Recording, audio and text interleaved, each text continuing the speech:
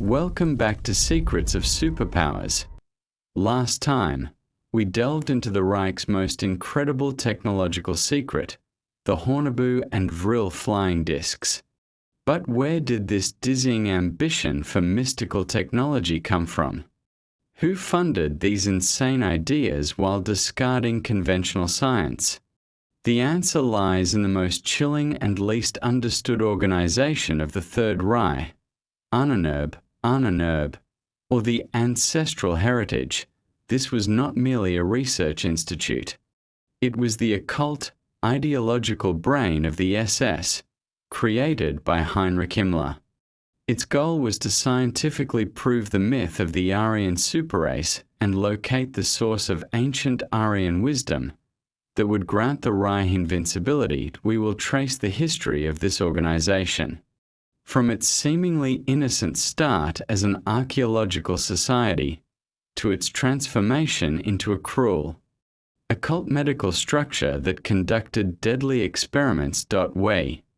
We'll witness their esoteric searches in the distant corners of the world, from Tibet to the Andes. We will uncover exactly how the Ahnenerbe's mysticism funded the ideas that later led to Die Glocke and Base 211. This is the story of how an ideology steeped in mysticism and fanaticism became the driving force behind some of the 20th century's most horrific crimes. Prepare yourself. This is the Ahnenerbe. Creation and purpose, Himmler and the Aryan myth. The Ahnenerbe organization was founded in 1935 by three key figures, but its true inspiration was Heinrich Himmler, the head of the SS. Himmler was obsessed with mysticism, the occult, and the idea of blood purity. The formal goal of the ancestral heritage was simple: to conduct research into the history of race, genealogy, and heritage with the aim of authenticating the greatness of the German people. Its actual purpose was deeply ideological: to use archaeology, anthropology, and occultism to create a historical foundation for the myth of the Aryan race. Himmler viewed the SS not just as a military or political force, but as an order of modern-day Teutonic knights destined to revive ancient Aryan religion and wisdom.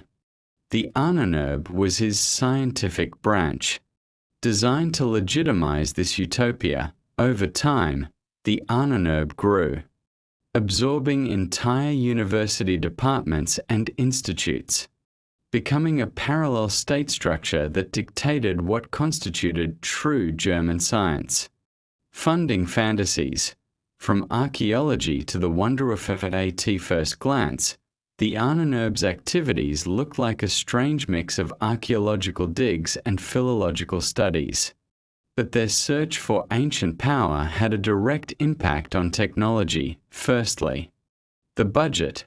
The Ahnenerbe, funded through the SS, had access to resources that surpassed the budgets of many traditional universities. This allowed them to finance high-risk, unorthodox projects that would have been rejected by conventional scientific committees. Secondly, the ideology.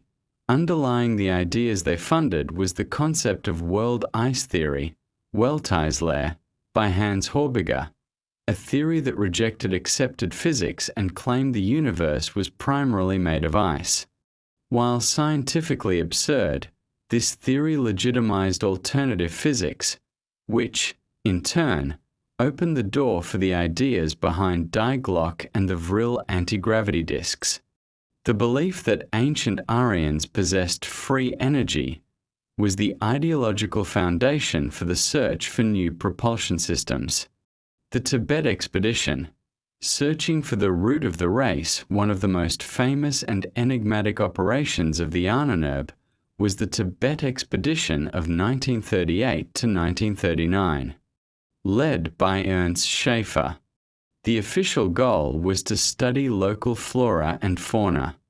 The true purpose, however, was to find the pure, uncorrupted root of the Aryan race. Himmler was convinced that the ancestors of the Aryans originated from a mystical region in the Himalayas. Schaefer, a fanatic and zoologist, conducted skull measurements and anthropological studies of the local population.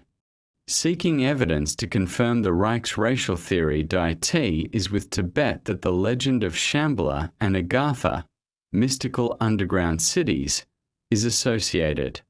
It is believed that the Ahnenerbe sought not only pure human specimens but also secret knowledge on world control, which, according to legend, was preserved in these hidden centers. The results of the expedition, including countless measurements and photos, were classified and became part of the SS's ideological library searches in the north, Valhalla and World Ice. The Ahnenerbe's activities were not limited to exotic countries. Significant attention was paid to Northern Europe, particularly Iceland and Finland, places believed to retain the purest Nordic heritage. A key figure was Hermann Wirth, who studied mystical runes and symbols, attempting to prove that the Nordic peoples were the source of all world civilization. He was a primary proponent of the Weltallslehre, world ice theory. This theory, although pseudoscientific, had a massive influence on Himmler. The idea that a great primordial race lived in the north and was destroyed by cosmic ice motivated Nazi searches in Antarctica.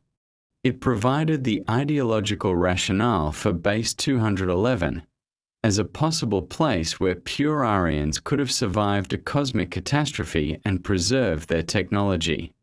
Thus, the ideological fantasy of the Ahnenerbe directly influenced military strategic planning.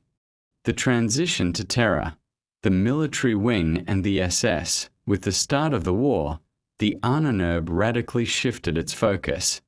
Under Himmler's total control, it transformed from a research institute into a direct instrument of war crimes and terror. WWII 1942.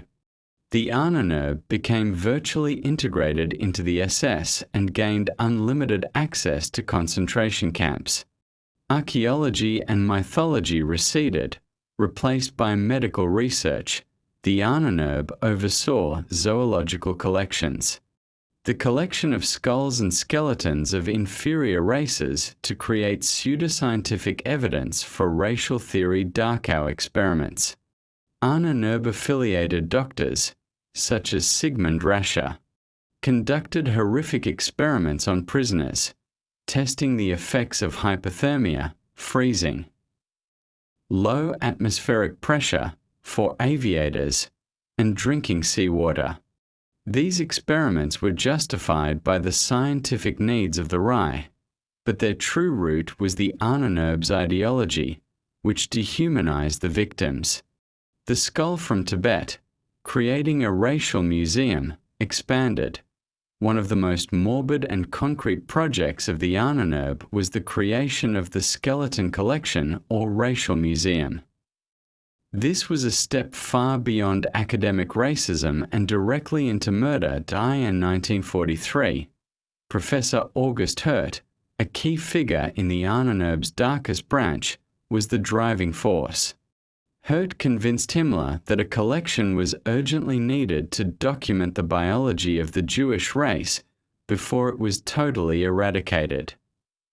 His motivation was not curiosity, but preservation of scientific evidence for the victors of the supposed thousand-year Reich. Hirt specifically requested that a group of 86 Jewish men and women be transported from Auschwitz.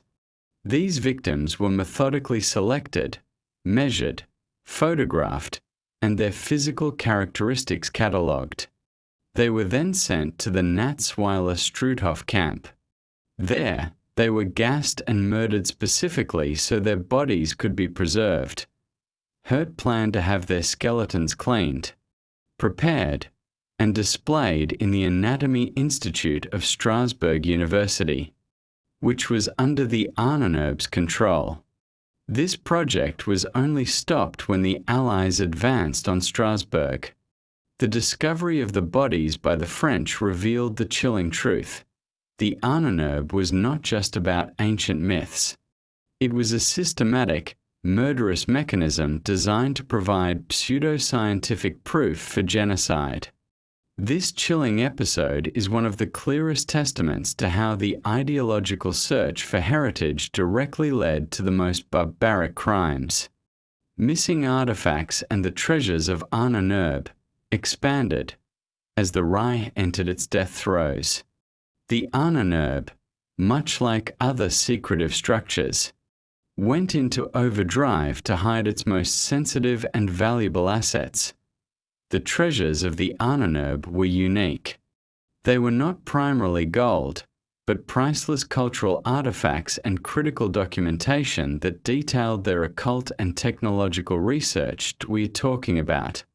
Runic and occult texts, thousands of pages of secret research on runology, Nordic mysticism, the history of Atlantis, and the search for Shambhala were gathered in various castles and isolated libraries across Germany and Austria.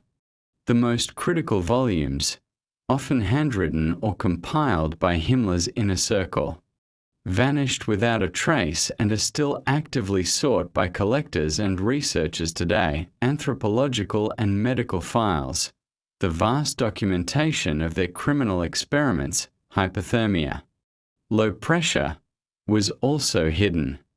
Allied intelligence spent years trying to locate these files, not only to prosecute war criminals but also because the data, however immorally obtained, was of potential military value. Techno-occult overlap, crucially, because the Ahnenerbe financed research into anti-traditional physics, like the Wewelsburg lair.